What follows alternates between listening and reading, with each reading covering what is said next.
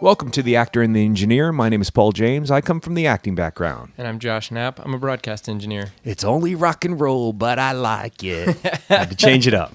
I themed it this week. That's right. Yeah. No, not all the movies we're going to be talking about as far as musical biopics of rock and roll, but there's definitely close enough.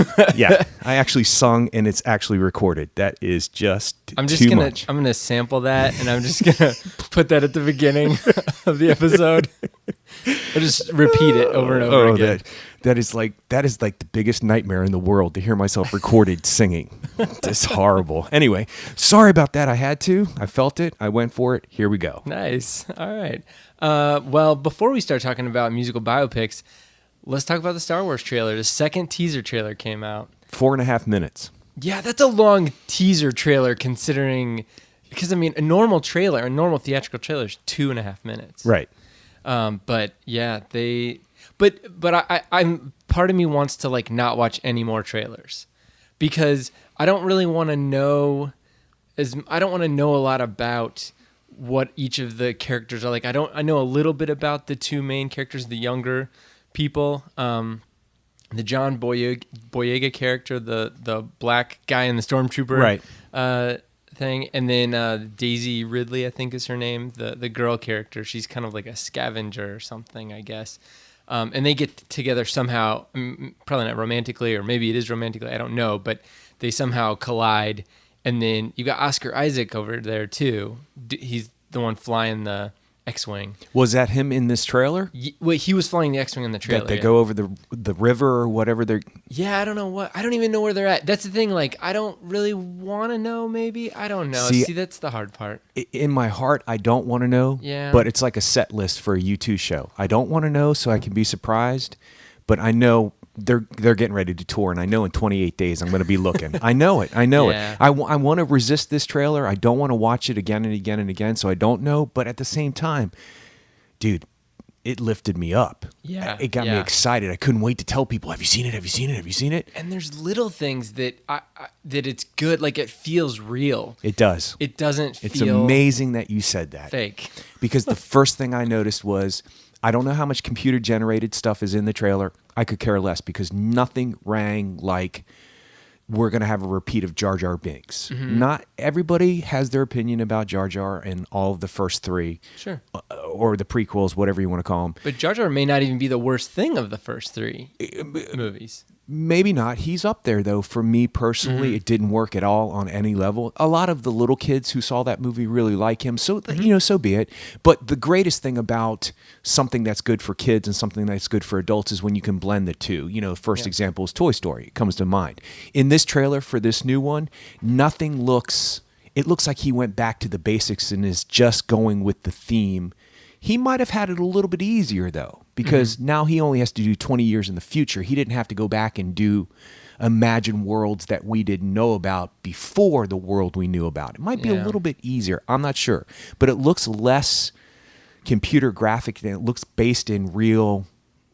Yeah, it's practical. Yeah, absolutely. Yeah. Absolutely. I totally agree. And just the fact of seeing design elements from the original trilogy, like, do you know in any kind of the Empire sets, like on a Star Destroyer, where they've got kind of that lighting that's kind of these ovals?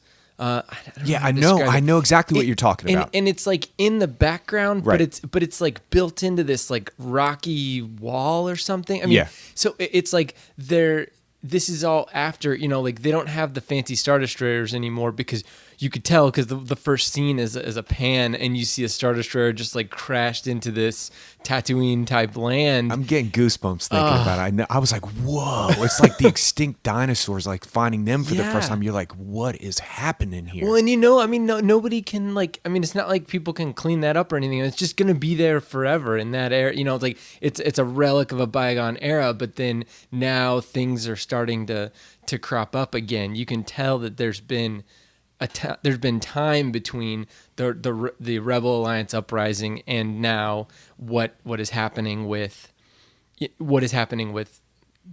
the Kylo Ren, or whatever that guy's name, the Adam Driver character. Okay, yeah. And you do get to see his, well, it's not his face, he's got a mask on. a la Darth Vader type thing. Yeah, Darth Vader meets Stormtrooper meets Boba Fett meets something Yeah. brand new and exciting, and it freaked me out. I was like, "Who is Yeah. that guy?" I'm scared already, Mm-hmm. and we have not been scared since Darth Vader first walks through. I Yeah. mean, he's scary, and there's nothing really scary about the prequels. There's no Darth Maul's cool, but Yeah. he's scary, but then he's gone. But he gets taken care of. Yeah. I mean, he's just wiped out. There's a couple of scenes where, like, if they had just pushed it a bit further, or them, as in him, as in Lucas, had it just used him more, it could have been really frightening. You needed an evil character like that. And there's also something about a face or a mask. I mean, even Bane to some extent did this similar thing where you just like, there's things going on like that you can't, you're presented with this monolith in Darth Vader, and it looks to be some similar type of a thing with this new Kylo Ren character. And it could have gone so wrong, but just the snippet that you see, it looks right. It does. It looks scary. It looks, if I was a little kid, I'd be like, "What is that? Yeah. I'm afraid of you." Down to the fact that like it's so practical. Even that little ball droid that's kind of like the baby version of R2-D2 Yeah. kind of. It's real. Super cute, Like too. they brought it out in the Star Wars Celebration and they just drove it around. And I mean, and I was the whole time I'm like, how are they doing that? And it's got to be magnetic and counterweights and all kinds of stuff. But it's a real thing. Like that it works. I mean, And it's one step. It's going in a progression of following the logical absurdity of 20 years later. What would an R2-D2 unit look like 20 years later? There was something that was wrong about the way he did the prequels, at least in my opinion, where you saw so many different and new worlds that you weren't exposed to in the first 4, 5, and 6 that they didn't mesh up. So it, like I said, it might be just a tad bit easier to go in the future of what you already know. Yeah. But this new, what is the new R2-D2? it's BB-8 is what it's called. That is super cool. Yeah. It's super cute. It looks like it has a personality. It does, It yeah. looks like it's gonna pull on your heartstrings a little bit. Like, I hope nothing devastating Exactly. happens to it. Like it's gonna be headed or something crazy like that. Well, but you can tell that, like, yeah, it's a similar thing where, like, it's going to be in, like, compromising situations and Yeah. it's going to hopefully get out of Yeah, them. You yeah, know? yeah. And And he went that route for children, which is what I was saying before. It looks like they're melding the two. It's going to be perfect for kids at the same time as perfect for an adult. It's been done a million times before in film, so I think it's possible. So Well, and then also with the way that J.J. Abrams is coming at it and the way that I think the new Lucasfilm, Kathleen Kennedy, I mean, taking George Lucas out of it to some extent, I think that a lot of the things that he did in the prequels were because he could. Yep. He shot Attack of the Clones fully digital Yep. because he could. Yep. That may not have been the best time to do that. Maybe 3 more years down the road. Maybe the last one should have been the first movie to be shot fully digital. I don't know, but still it comes down to you don't have to do. J.J. Abrams has this huge toolkit, and he doesn't have to use every single piece of it, you know. And so he's able to pick and choose. They could have very easily done this BB-8 character completely CG, and it wouldn't. I mean, it would have looked fine, and it would have been okay. But because they're going to be able to interact in different ways, that comes through in the film. It's got to. yeah, and I agree with you 100%. I say it's a theory of hiring somebody to tell you no. We've talked about this with Peter Yeah. Jackson. You know, it's great that he finally got to do King Kong, but it's 3.5 hours long, and you don't see the monkey until an hour and 45 minutes into the film. Somebody should have said no. You know, listen, you know, I know you just won 3 million Oscars. We get it. Yeah. You're the man. And Lucas, we know that you've created this world, and we know you want to do all this stuff, but somebody, when you're that powerful and that well off, you should hire somebody who you can never fire, Yep. that can tell you no. That's Yeah. no. That's too far. That's Back too far. off. And Yeah. maybe J.J. Abrams has some constraints, and maybe he does realize those things. And like I said, once again, he's in a power position because he has the advantage of seeing what happened. You know, he might not have foresight to see what's going to happen, but you're right. somebody probably, if he had the idea to make the new R2D2, I can't get the name down just yet, I will, but maybe somebody said, well, maybe you shouldn't do it CGI, maybe you should do it in reality, or maybe that was his idea, and base it all in practical reality, and that makes sense. And somebody was there to say, that might not be such a good idea, or maybe his brain is capable of distinguishing the two. You're absolutely right. It's almost like Lucas said, yeah, I can, so I will. Let's do it. And got lost. He got lost and started to bring it back together through the second and third prequel. And it started to gel better because each film gets better, progressively better. I can watch the second, I can watch Attack of the Clones and Return of the Sith much more easier than I can watch Phantom Menace. I have a hard time getting through that film again. Yeah. But yeah, well, so and then also I think that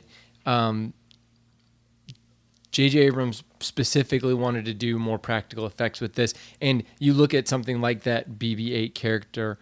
Or some of the other practical effects that I know they've got. I mean, just the huge sets and the things that they're doing is that they're spending their time in different places and they're spending their money in different places. They probably spent a bunch of money getting that practical effect to happen in the same ways that in the 1970s and early 80s, ILM was like figuring out how to do how to do how to insert these particular things like, land speeders and stuff, and how to make things look, how to do practical effects in camera and things like that. I mean, they spent a bunch of time and a bunch of money doing all that. They were making all of that up as they went along. And I think similarly, they're doing certain things like that now, instead of just saying like, we don't need to worry about that. We can just do it in a computer, and it's kind of old school filmmaking, actually. It's smart. It's smart. It makes perfect sense. When in doubt, go back to what you know works. Yeah.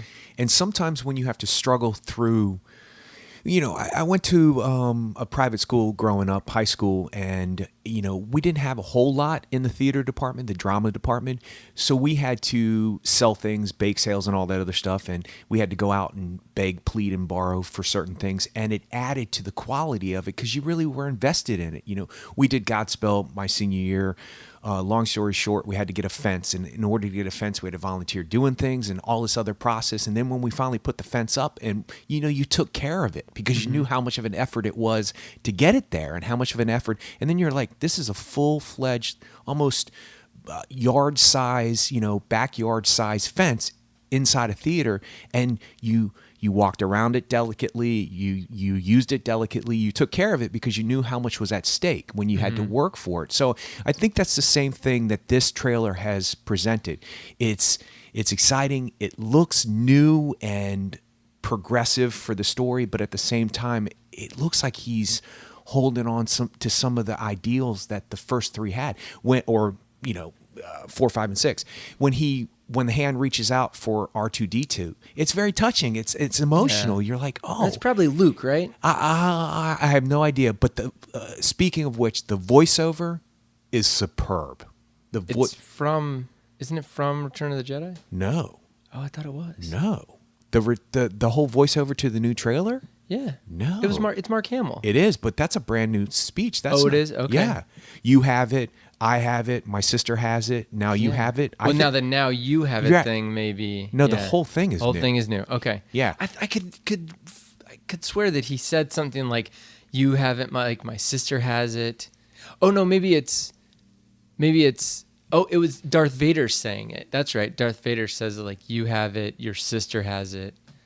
Yeah, but that's in a different context, isn't it? It is. It is, yeah. And it wasn't Mark Hamill. You're right. Well, speaking of an interesting career, he kind of faded away after the first three, and he had a hard time going for a while there. And then he started doing the Joker voice on the animated Batman series, and then he was hired left and right. Yeah. I actually had the privilege of meeting him at a restaurant. Cool. Yeah, he's a very nice guy, very laid back, and just seemed to be happy that anybody even recognized him. You're kidding me. Well, I mean, not in a I need to be recognized kind of way. I actually was more interested in how he got the voice of the Joker, how that happened. And he told me the story of how he went in and auditioned for it, and nobody really trusted him that he could do it. And then he did the voice, and they were blown away by it. He was actually hired to do a different character, and then came in and did the Joker, if I remember correctly. Cool. And he's very humble, so.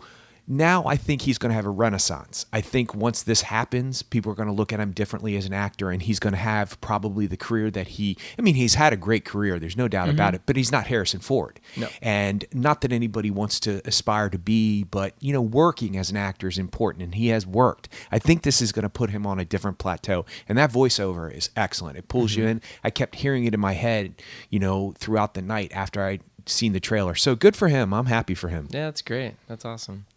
Well, all right. Let's get into our main topic. It's just it's feature-length movies about musicians, like biopics, pretty much, but specifically biopics about musicians. We got this as a recommendation from Will Wickman. He did a review, very nicely did a review of our podcast on iTunes, and he recommended that we do a show about movies about musicians. So here we go. I love the idea. I thank him for this idea. Definitely. Now, let me ask you this. Biopics are a genre. So is this a subgenre?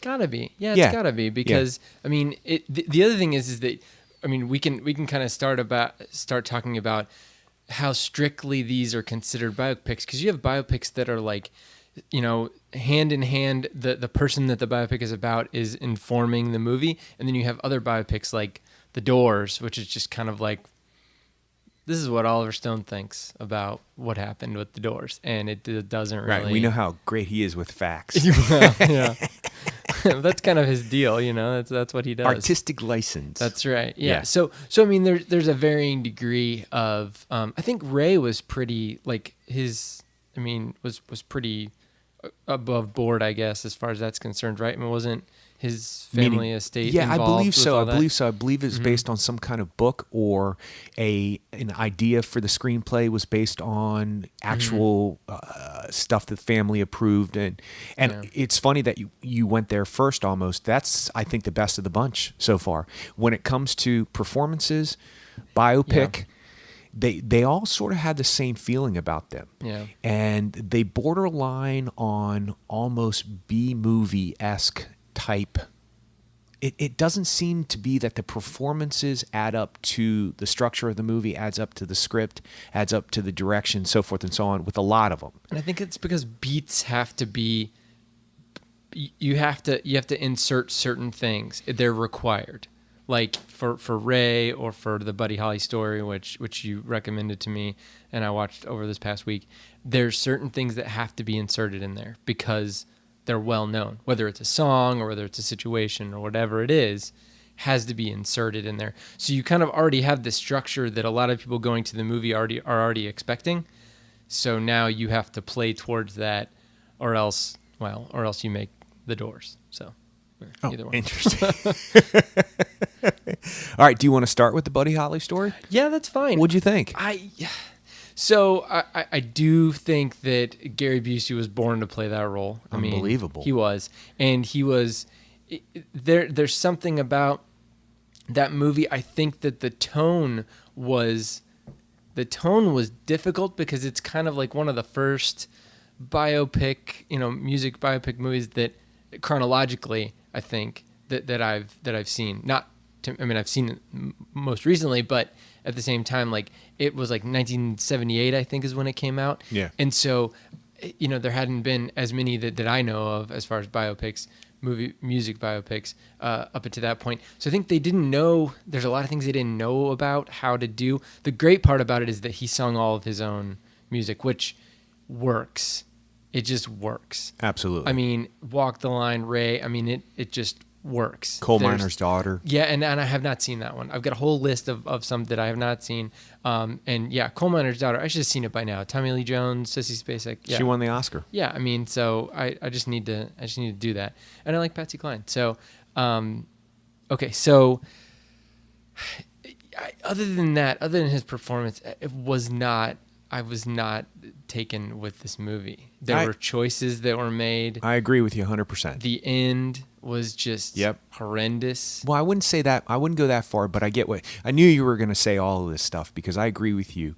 The performance outweighs all of it for me. But I feel like it's on a steady decline. The whole movie is on a steady decline, and I feel like it's forced. There's a lot of things that are forced.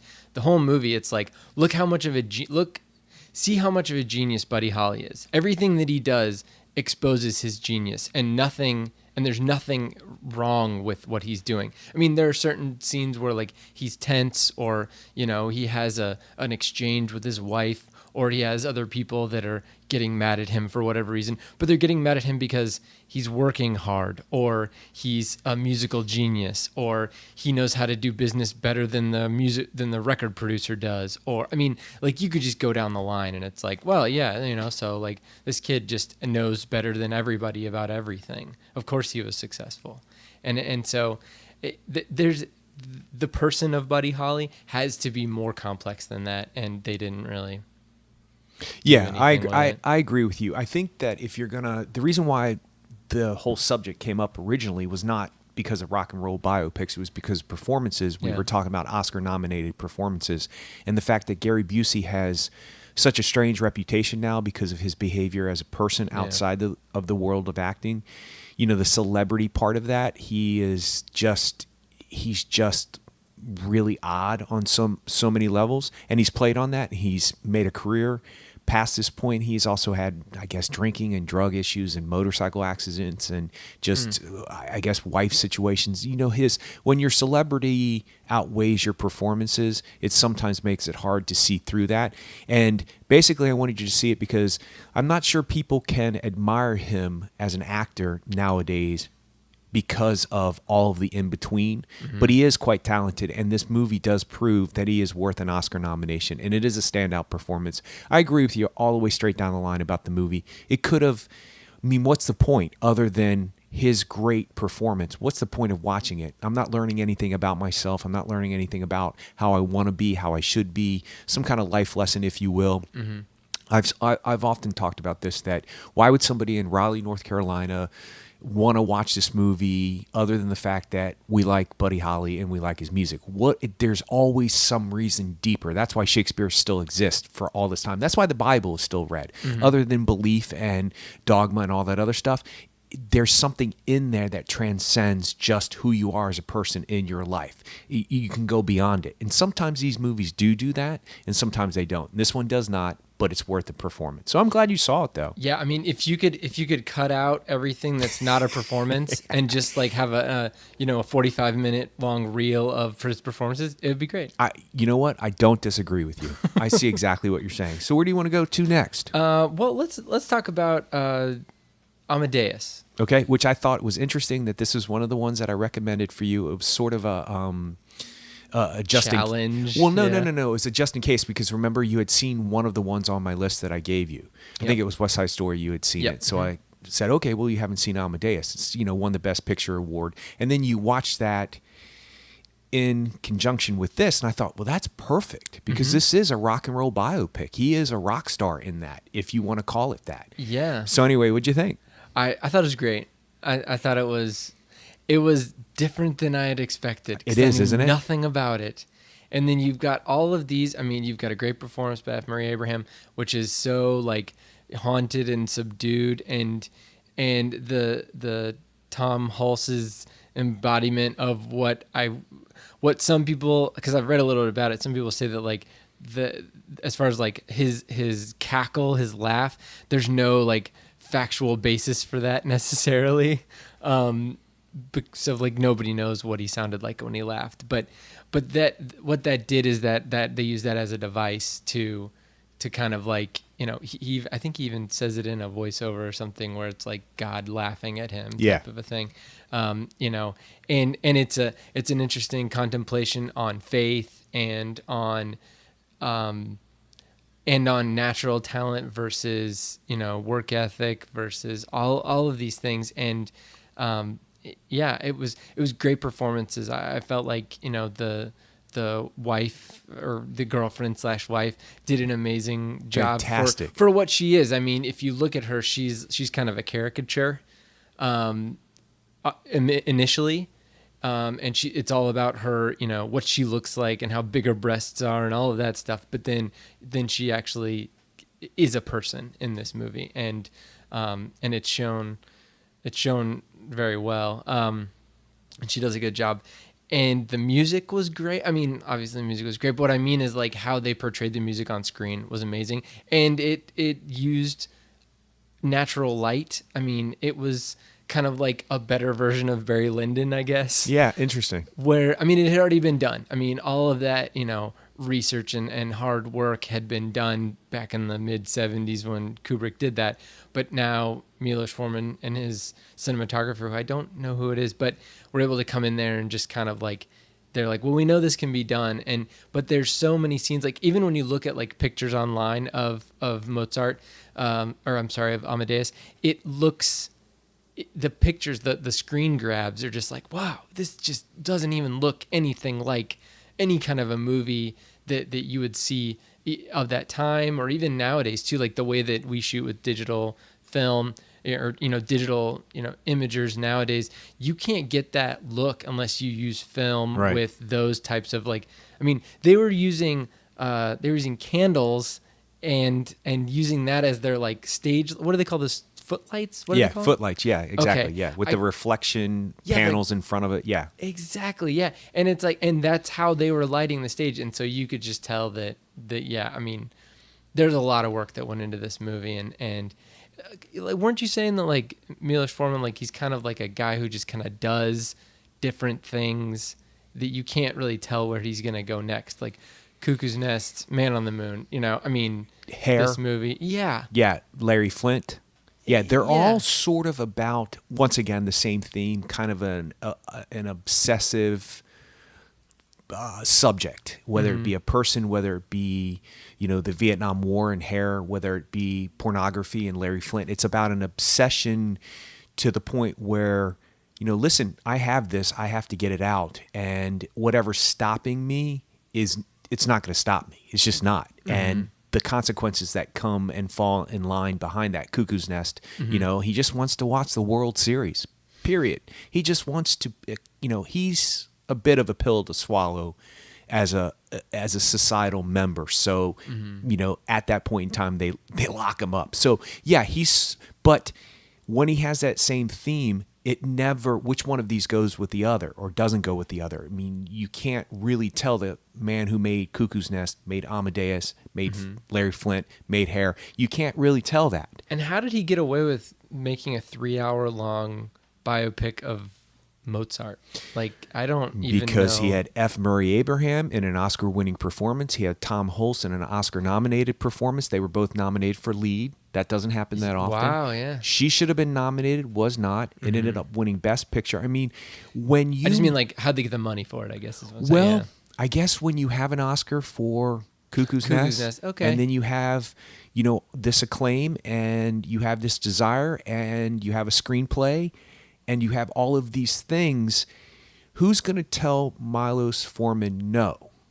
Fortunately, because it's so solid in all of those elements, it works. The time length never bothers me when it's working. It never bothered me in any of the first Lord of the Rings films. It never bothers me in certain films. There are certain older movies that are almost 4 hours long. They have intermissions. It never bothers me because it's so engaging and so well done. So I guess if Milos Forman came to me and said, "Give me some money," how could you say no? I mean, it's almost impossible to say no. But it was also based on a play that was very successful on Broadway, and Peter Shaffer adapted his own play for the screenplay, and Peter Shaffer's plays have won Tonys, and I believe Amadeus did win the Tony. Don't quote me on that, but he also did Equus, which was made into a movie with Richard Burton and got a lot of Oscar nominations, including himself, meaning Peter Shaffer, and he's one of the greatest American playwrights out there that many people don't know his name. So when you have a playwright that now that I'm saying that, I'm not sure if he is American. I think he is. But can you look that up? Because I don't want to get that wrong. But when you have those elements locked in, I don't think time frame comes into play. I don't think anybody goes, you need to shorten this film because it's too long. I think people say, wow, you have a story to tell. What does it say about Peter Shaffer? Does it say? I don't know how to spell his name. I tried it one way, but I'm just going to go the Amadeus route. There you go. Shaffer. Yeah. Okay. He did the original stage play, and it looks like he was born in England. Oh, okay. Well, as soon as it came out of my mouth, I was like, wait, he's not American. But anyway, the point is that he, is an Academy nominated / Tony nominated / winner. I mean, so when you have these elements, who cares about the time frame? Yeah. And I think people who back movies like this, maybe they don't have the same constraints you would if you were making something else that, was a lighthearted comedy with Cameron Diaz and Tom Cruise. Whatever. Sure. Not that that's a bad thing, but so I think when you have these elements in a row, you can get away with it. So I thought it was great that you added this to this list, though. Yeah, no, I mean, I would definitely consider it to be right in there. It's not a contemporary music biopic, but it's somebody from whatever, hundreds of years ago. Yeah, but it works, and it has the elements of all of those things that we were just saying the Buddy Holly story doesn't have. Mm-hmm. It has interesting subplots. It has interesting themes. It has universal themes. Once again, father-son, 90%. It's all there. It has the aristocrats being made fun of. At the same time, there has to be some control over society. It's very thematic and it's very layered. And then you just have those performances. Mm-hmm. F. Murray Abraham said something very cool when he won the Oscar. He got up there and he said, the only thing that would make this better is it was as if Tom was standing next to me, meaning Tom Hulce, if he was standing here with me, maybe if they had tied or whatever. Yeah. In other words, without Tom Hulce's performance, which was also nominated, F. Murray Abraham wouldn't have been able to put in that performance. And I thought that was really humbling, and I thought that was really kind, and I thought it was important for him to recognize that, you're in competition with your other lead actor, and either one of them could have won it easily. But because F. Murray Abraham won it, he took the time to recognize this probably would not have happened without him. I thought that was nice. I thought that was really nice. It's a great Oscar-winning performance. Yeah, and I'm glad I've seen it. I mean, it's one of those that's gone past me, but this was a great reason for me to dig into it, and I think that I'll revisit it. I mean, it's not. I mean, the music is beautiful. Yeah. And the way that, like I said earlier, the way that they portray the music on screen, like you can see them actually playing the piano. I mean, like it's not this fake, don't show their hands. Yeah. I mean, it's... Or show their hands, but then quickly show their hands. Yeah. Cut to the hands, cut to the face. Yeah. No. They're doing like tracking shots in onto, you know, it works. They spent the time. And that's the part that I enjoy about movies that incorporate music, is that, the people who are inhabiting these roles are spending the time not just memorizing lines, but doing it, physically doing the work, whether it's a drummer in Whiplash or whether it's a guitar player, or whatever it is, piano player. It doesn't matter. If you can see them doing it, you're like, okay, they're invested in this at some point. So. Do you know Michael J. Fox learned to play the guitar for Light of Day? Yeah. Oh. Yeah. Oh, he did? Yeah. Oh, cool. Yeah, I think that's really cool, because that's actually technically what you're supposed to do. I guess it's not always an instrument you have to play, but, if you're supposed to be a gardener, you should be able to use the tools as if you were a gardener, if you were a mechanic and so forth and so on. Definitely. Yeah, I mean, you don't just have like some random person like grab a gun and like shoot it all weird. I mean, they take them to some school or something. Riding horses and... That's right. Yeah, absolutely. Why not do that with music? Okay. So another movie that just came out very recently, starring Chadwick Boseman, was Get On Up, talking about James Brown and his life. And so I think that this was... Mick Jagger was an executive producer on this, which means, and I think he may have been one of the driving forces behind making this movie. But how'd you like it? I hesitate to say anything negative at first, because I know it took a lot of effort to make this movie, and I know that he took a lot of effort in what he tried to do as James Brown. And I saw that he was putting the effort in, but nothing paid off for me in this film. It was, I'm glad I saw it, but the moment after it was over, I have not thought about it. It's almost like I didn't even remember that I saw it. And if we hadn't been planning on talking about it as a catalyst to get into this subject, other than, Mr. Will giving us the suggestion, I might even watch it like a year from now, popping it in, going, oh, I got to see this movie. And I'll pop it in and I go, wait, I have seen this movie. Have you ever done that before? But you didn't remember that. Yeah. Have you ever done that before? Yeah. Yeah. This would be one of those films. Once again, it's even, if you're going to rank them, it's even lower than the Buddy Holly story when it comes to what's the point? What was the point? You know, and then it started me thinking about all the other ones that made sense to me. Ray is about addiction and overcoming that. What's Love Got to Do with It is about becoming who you truly are as a person, no matter how much it's beaten out of you, literally, physically, and emotionally. You know, Coal Miner's Daughter is about, okay, you might have come from some place and you might have gone to another place, but you're always going to be from that place. No matter how rich and how famous and how complicated your life is, you're still the coal miner's daughter. That's where your humble beginnings are. That's where your heart is always going to be. There's a theme. There's a reason. I can't attach a theme to the Buddy Holly story. I can't attach a theme to this one. It was elusive to me. What's the point? I think that I don't even think it necessarily has as much to do about his performance. I think it has to do with the structure, Absolutely, and the narrative choices that they made. Like breaking the fourth wall was horrible. Well, speaking of which, remember when we were talking about breaking the fourth wall, we talked about exploring the idea of breaking the fourth wall in a drama, and we had never really seen that before. And then this movie comes along, and they do it. It works. It's okay. It works. I don't think it works once. Really, I think it works when it's the serious time at the last time that they do it. That time I think it works. Any other time I don't think it works.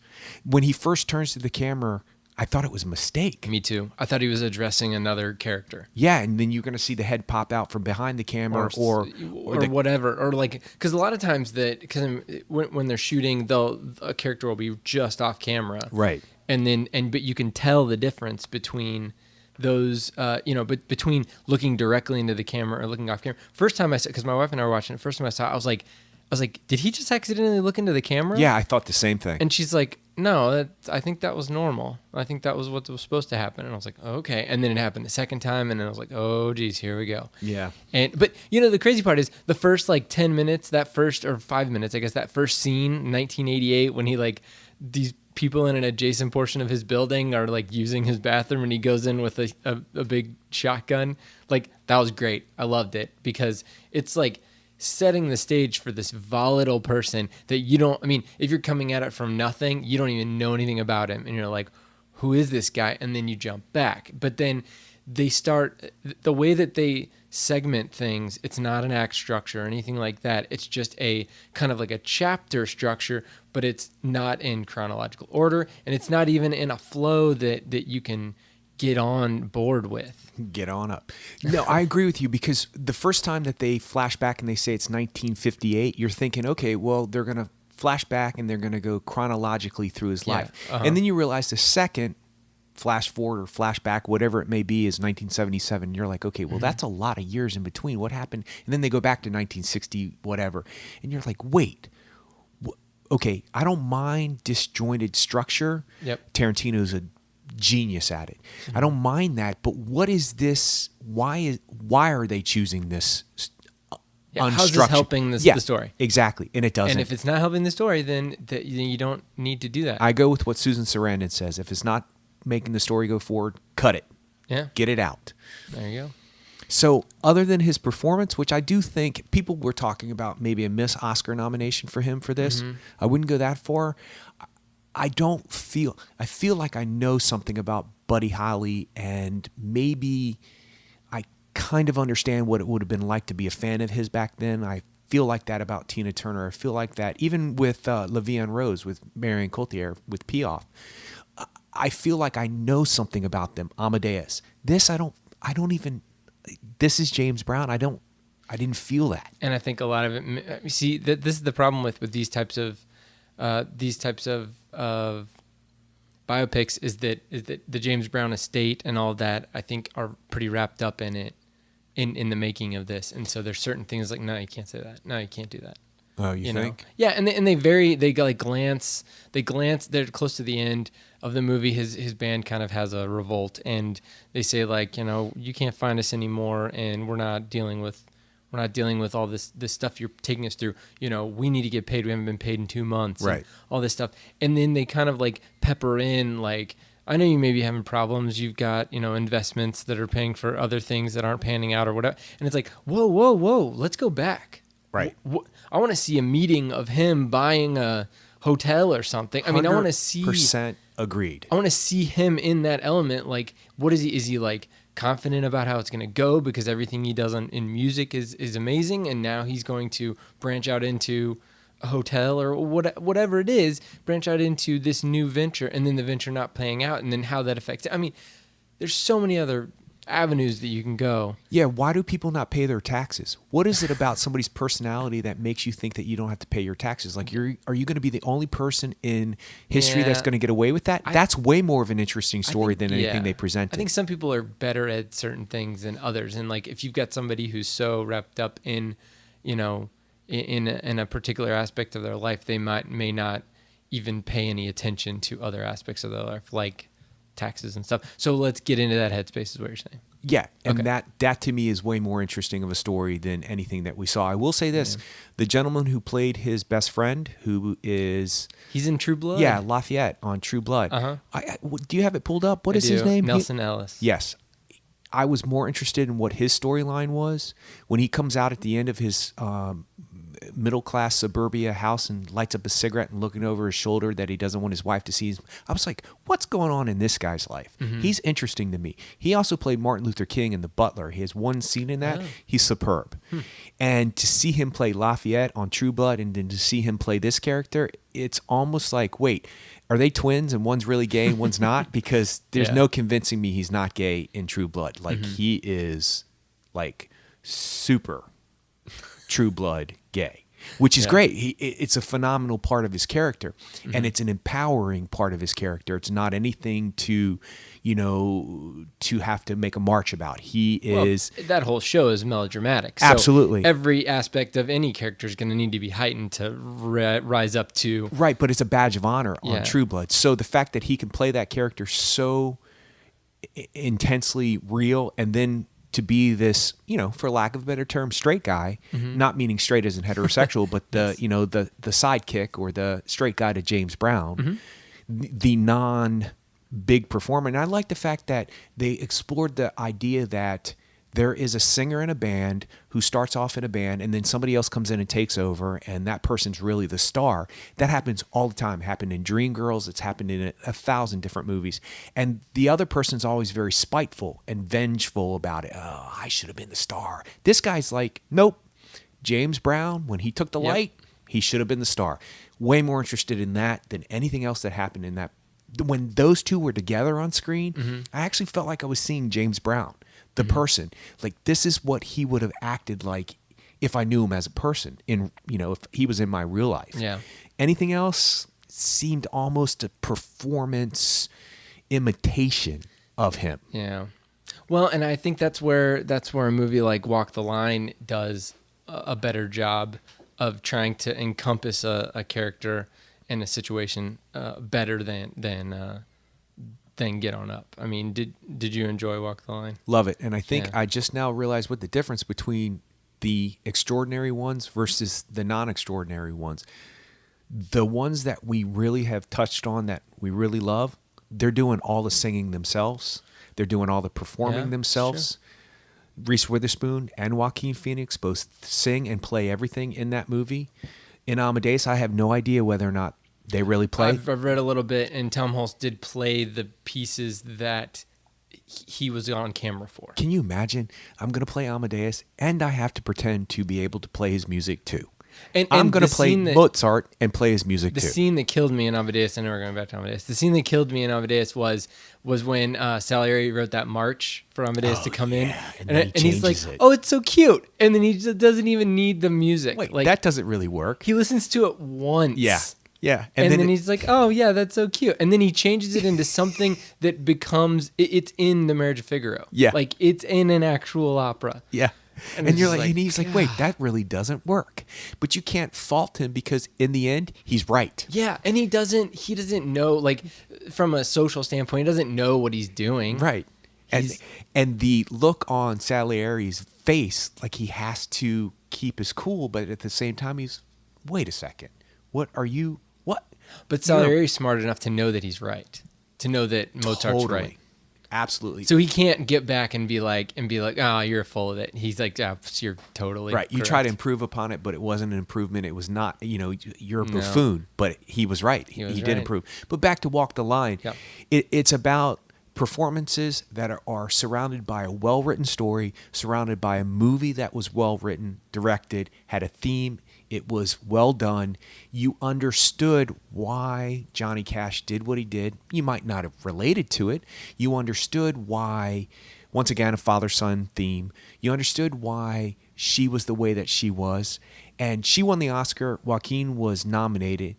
And every time I see that movie, and I've seen it a handful of times at this point, because I was all about Felicity Huffman that year in Transamerica. I thought she should have won the Oscar at the time.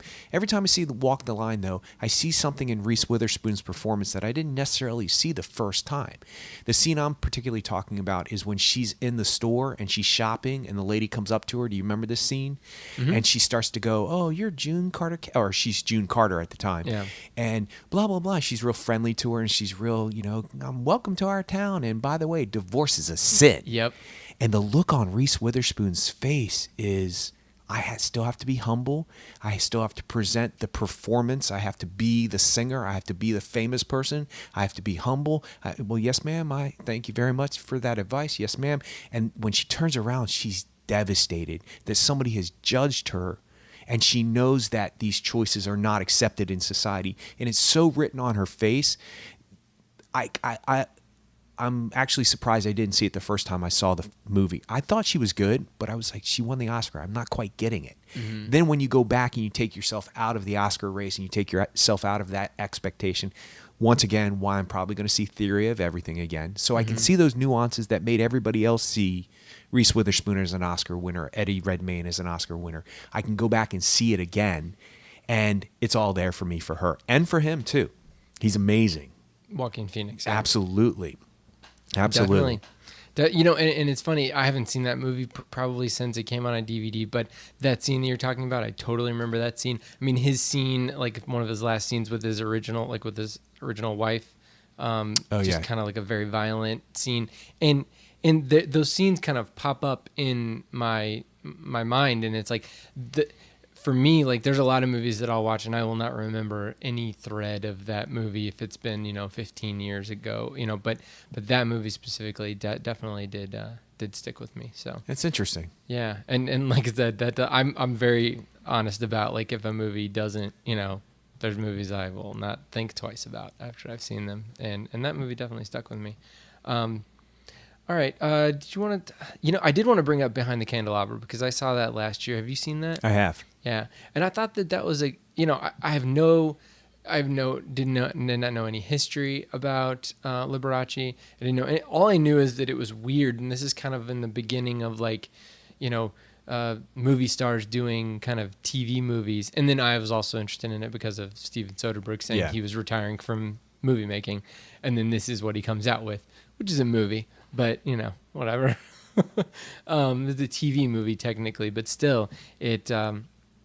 I felt like it was great, great performances all around, and it was an interesting, trying to look at it from the standpoint of, like, I guess a lot of people didn't know or just refused to believe that he was gay, I guess. Well, he says that. He says people see what they want to see. Yeah. They will see what you present to them. If you believe it, they will believe it. And that's what that whole movie, and it is a movie, even though it was made for HBO. HBO movies should have a separate category themselves because they are movies. You could go see this movie in a theater and never think twice that it was made for the theater. Oh, sure. Just because you're watching it at home doesn't make it any less of a feature film. It is a feature film. But he says that, and the whole movie is based on that theme. And I think that's what sets some of these biopics apart from others. And maybe people's lives have a tendency to have more of a theme-oriented idea around them, so the movies gel better.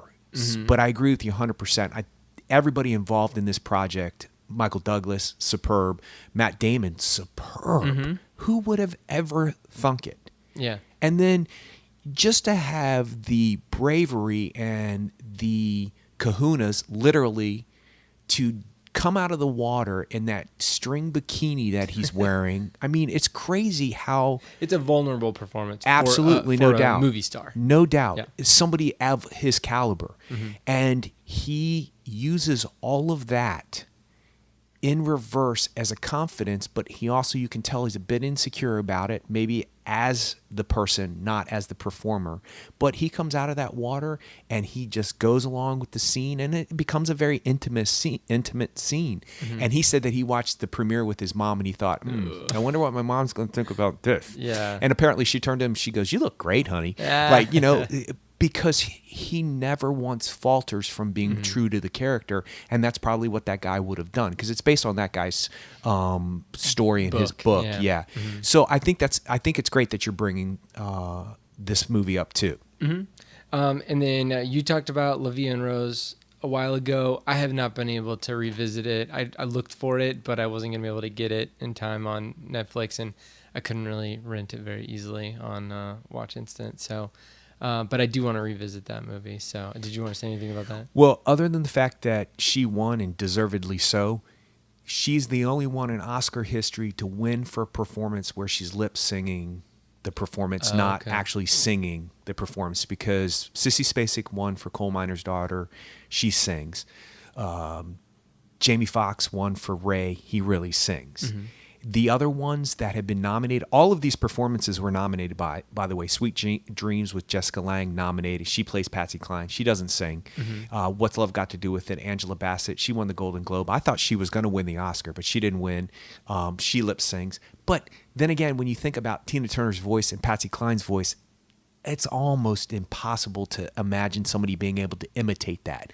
That said, if you ever listen to Loretta Lynn and Sissy Spacek, they sound identical. It's bizarre how well. I think I said Patsy Cline earlier. I think when you I did meant too. Loretta Lynn. Got it. I went through it because Patsy Cline's actually in the movie. Actually, okay. in Cole, played by Beverly D'Angelo, who actually sings her own music, and they make a point of it at the end of Coal Miner's Daughter. Sissy Spacek and Beverly D'Angelo sing their own songs. Like in the credits, they say that? Absolutely. I think cool. it's like the second to, I think it's before all the credits roll. You see that. It might be in the in-between credits. I'm not sure. But La Vie en Rose, back to that, Marion Cotillard is the only one to win the Oscar for not have singing her own parts, but the performance is so tight. The movie's okay. It's okay. It's not the greatest of movies, but I know somebody who saw, actually Chad, the guy who does our opening and ending music, he didn't see that movie, but he saw a clip at the Oscars, and he said she should win. And next thing you know, her name was called, and I was like, I'm glad you said that, because she should have won. It was a 3-way tie at the time between Juno, Ellen Page, and Julie Christie away from her, and they were going back and forth with the Critic Awards, back and forth, and nobody was really sure who was going to win. Marion Cotillard won the Golden Globe, and I was like, I hope she wins. She should really win, but nobody's ever won the Oscar for lip singing to a character, you know, not really playing, not really singing. And sure enough, she ended up winning. And I think because of her performance, and she goes from being 16 to being however old Piaf was when she died, and you don't disbelieve it for a split second. So it's definitely an outstanding performance. All right. Well, see, and I do have to revisit that. So did you have any 8 Mile? Have you seen that? I did not see it. I thought it was great. See, and I need to see it. I thought it was great. That's unique. You having somebody play himself. Really. Well, he doesn't really play himself technically. Is he play himself? Is he called Marshall? Well, I don't know what he's called, but I mean, it's basically his story. Yeah. Well, the interesting thing for me is that when he was nominated for the Oscar, U2 was nominated for the Oscar that same year, and everybody's like, "Wait, what? You don't think U2 is going to win?" I was like, "I think Eminem is going to win the Oscar. I think the song's more appropriate for the movie. I think it's a great song. It went on to be a hit.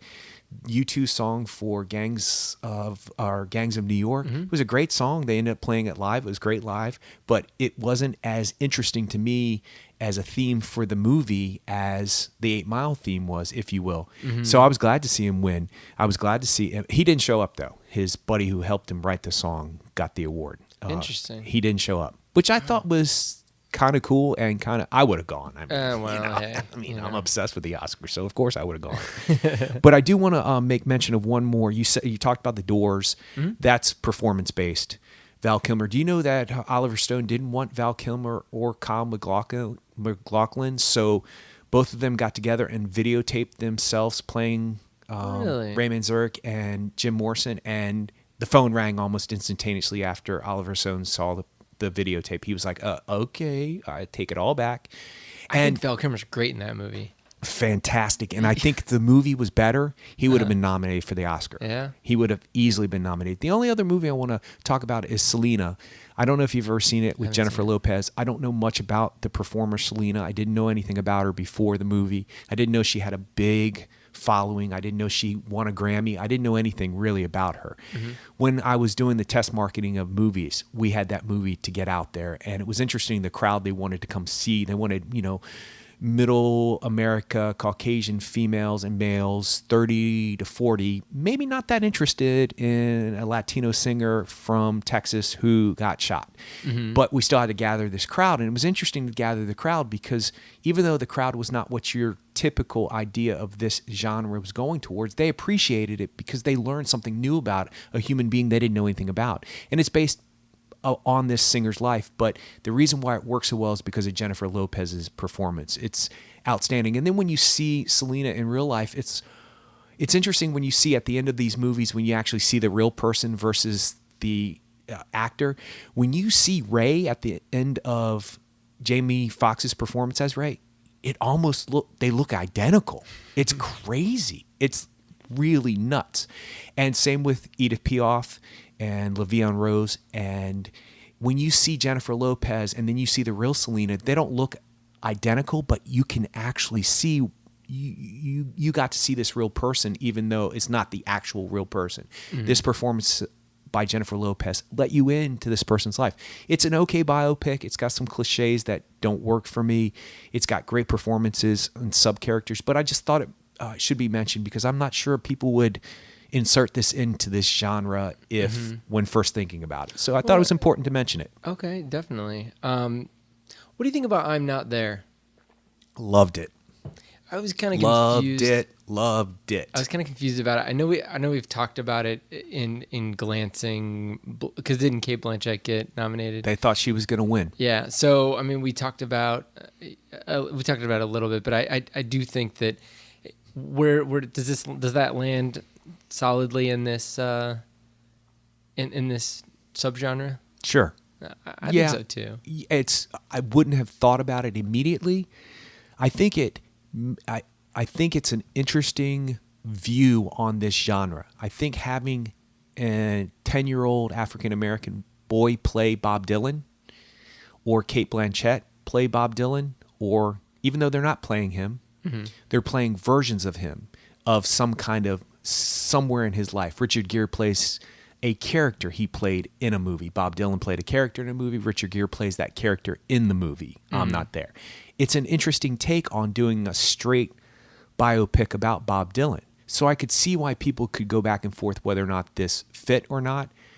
But I will say this. I have to mention, this is where I discovered the band My Morning Jacket. Have you heard about them? Jim James. He's the guy who's in the funeral procession. This is what we talked about. Yeah. Okay, yeah. Yeah, right. I mentioned this during the song. It stuck out to this day. It sticks out every time I think about that song. I love that song. I love his version of the song. I love Bob Dylan's version of the song. I thought it was an interesting idea. It's the most emotionally connected I was to the movie. It lit me up when I heard it. So it's one of those things where maybe my heart was so touched by that performance that I'm overlooking anything that could be discussed about this film not being in this genre. But once again, Christian Bale did his own music. I believe the little kid did. I believe all of them did. Oh, okay. And Heath Ledger, Heath Ledger did. I believe all of them did it. And isn't that Charlotte Gainsbourg again? I'm not sure. Is his wife? I think maybe it is. Oh, it could be. Yeah, I know she has dark hair, but yeah. Yeah. But definitely maybe not in the genre per se, but it's an interesting view of a biopic. So I would say, it should be spoken of. Okay, definitely.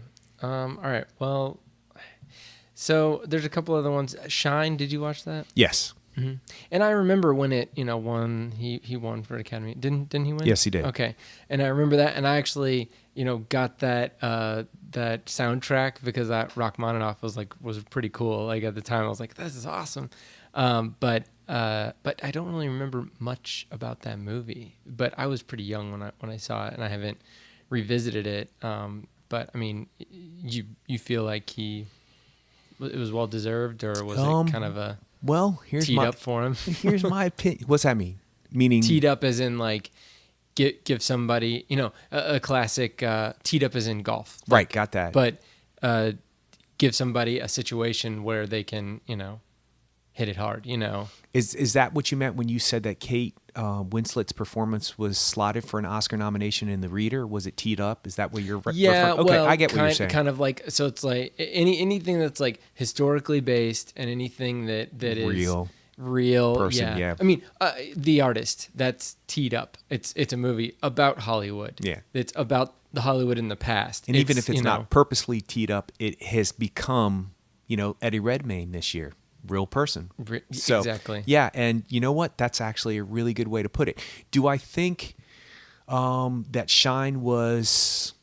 I found the documentary and the 2020 or the Dateline, whatever the documentary show that did an hour-long episode about the guy was way more interesting than the movie. Okay. I think the guy's interesting. I think he's fascinating. I think the love story's fascinating. But I will say this. I love Jeffrey Rush. This is not a slant on him at all. This is just how I feel about this one particular movie. I'm glad he's an Oscar winner. He's also nominated 4 or 5 other times. I thought he was superb in King's Speech. I thought he was superb in Shakespeare in Love. I don't know. It's a miracle. It's a mystery. That's what he says. You can't go wrong with Jeffrey Rush. You just cannot. For me, though, the performance is the younger kid when he's younger, before he has the breakdown, before he splits and becomes this obsessive personality. I think that's the performance. And if you want to say that guy teed up his performance, then I would say yes. Okay. All right. And then have you seen Bird?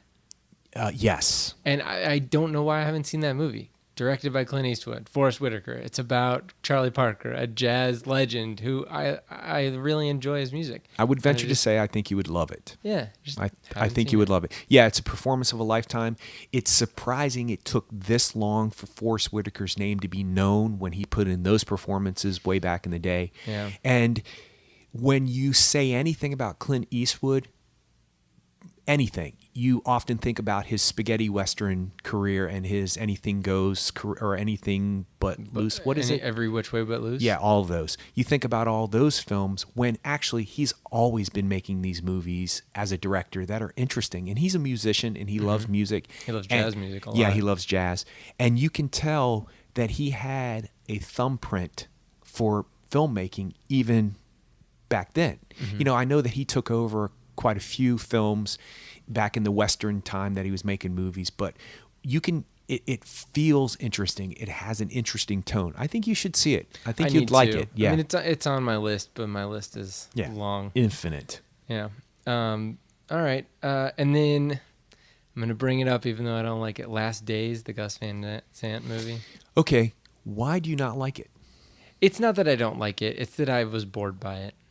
Okay. And there's other Gus Van Sant movies that I watched. Elephant. I was not bored by that movie. Okay. You seen Jerry?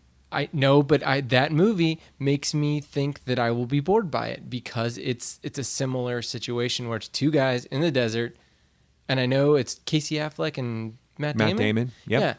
Yeah. And so it's like 2 guys in a desert, and it's like, do I want to go through what I went through with Last Days? There's a couple shots in Last Days that are really great from a framing standpoint, but it just took a while to get through what he was doing. And I felt I will like say this. Your instincts are correct about Jerry. Mm-hmm. I think that if you're going to have an issue with Last Days, then you're probably going to have issues with Jerry. And what is it for you that makes Elephant different than Jerry and Last Days? It's the tension. Knowing when I get into it, before I even watched that movie, I knew that it was a an inspired by Columbine style thing, not a version of Columbine, none of that. Right. It was an individual story, but it was inspired by Columbine, and knowing what was going to happen and how he was going to shoot it. I knew about all that before I watched the movie, and then I watched the movie, and it was a great exercise, and it was high tension, and it was done. I thought it was done well, and it was one of those movies that I probably will never see again because I remember that movie 100%. and I don't feel like I need to revisit that movie, but still, I mean, so he has the abilities. And That's a compliment, though. Oh, that's no, a it is. compliment. I'm not saying Gus Van Sant's a bad filmmaker. No, I'm just saying pointing that- out that I think that's a compliment. Definitely. I agree with you 100% about Elephant. I'm glad I saw it. I don't really ever want to be in that world again. It was interesting to me that those are real people. I mean, the actors are real people. But No, Matt but he Damon does is not that. a real person to us. You know what I mean? He's an actor who has become a real person in front of us on film, but he's still an actor. We know he's famous. These kids are real kids that he just found talent in, and smartly so. Because I'm not sure you could have told that story with famous or known actors playing the roles. It would have diminished it somewhat. It would have taken you out of it more. Like it feels more realistic by having these people who you've never seen before and may never see again. Okay, so let's get back to Last Days. I agree with you 100%. I wonder what it is about. I've seen that movie a couple of times because I keep wanting to see what it is. People praise that movie and really like it as much as Elephant. Elephant, what am I in, The Lord of the Rings? But I can't see it. I think the one scene where Michael Pitt is putting the song together and how his mind is working as an artist and he's dubbing things and he's, playing the drums and then he's, doing that and he's putting it together. I find that fascinating because I know nothing about making music. I love music, but I have no idea how to make it. So I find that fascinating. I feel like I kind of understand what it's like for a musician to go through what they go through. Even though I've been around musicians, in studios with musicians, people making music in their basement, and I've seen that process. There was something about the way he shot that scene that made me understand the artist side of it. I've seen the process of acting. I understand the process of acting, and I've seen it working out. This was a scene where I understood that. Everything else around it was, why are we watching this? Who are these people? And what is it about this story that I'm supposed to be able to universally understand? Maybe there isn't. I don't know. All right. Well, it's interesting that you brought it up, though. I wanted to get your view on it, and I kind of wanted to see whether you were going to push hard for me to see it again, but it sounds like you're not. So that's good. Did you think I was going to say I loved it? I wasn't sure. I mean, I just wanted to get your honest opinion on it, but I'm a huge Gus Van Sant. No, me too. fan. But Love I mean, there's things that he's done that I feel like the Psycho thing, like why even mess with that? But yeah. Anyway, we can talk about that some other time. So I'm sure there's a bunch more out there that we haven't talked about. I've got even more on my list, but we should probably start wrapping it up. Name three, just out of curiosity. Oh, Beyond the Sea with Kevin Spacey. Never saw it. Control and 24-Hour Party People. Both of those are about Joy Division. Oh, yeah. Control was, we've talked about that before. I want to see that. That's the Anton Corbijn one. Yeah. It was all in black and white. Yeah, I want to see it. It was a good movie. And then 24-Hour Party People is more of like a comedic, inspired by Joy Division thing. Okay. It's got Steve Coogan in it. Oh, okay. And it's Michael Winterbottom. So both of those guys did The Trip. Did you see that movie? No. It's funny. It's great. And Tristram Shandy. Both of those are great. You would love them. Okay. And what else did I have? That was it. Yeah. That was it.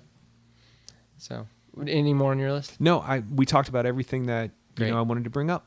Awesome. All right. Well, we will see. Oh yeah, if you guys have any ones that we missed, let us know on you can go to our website and comment on there, actorandengineer.com, and you can go to facebook.com/actorandengineer, post on there, let us know if we missed anything, and then you can also tweet us at actorengineer. So we will see you next week. And just one more thank you to Mr. Will for the suggestion. Yeah, it was a good subject to talk about. So thank you. Yes, thank you. And if you guys have any more suggestions, let us know. All right, we'll see you next week. Until then. Bye.